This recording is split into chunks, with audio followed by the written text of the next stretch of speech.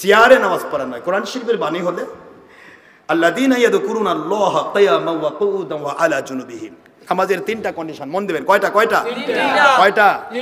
সূরাতুল আলী ইমরানেও আসছে এই কথা, সূরাতুল আলী ইমরানেও এসেছে, বুখারী মুসলিম তিরমিজিতেও এসেছে, এই একই কথায় সূরা নিসাতেও এসেছে। হুজুর পাক সাল্লাল্লাহু আলাইহি ওয়াসাল্লাম কোরআনের ভাষায় বললেন, নামাজ পড়ার নিয়ম হলো তিনটা। একটা মানুষ সুস্থ সবল, তার জন্য কিয়াম করে দাঁড়িয়ে থাকে, নামাজ পড়ায় ফরজ। মন দেন, কিয়ামা।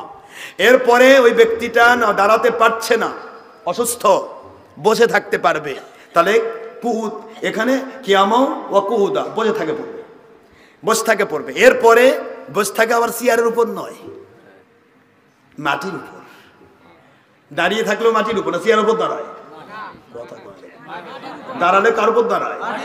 তাহলে বসাও কার উপর? চেয়ারের উপর না মাটির উপর?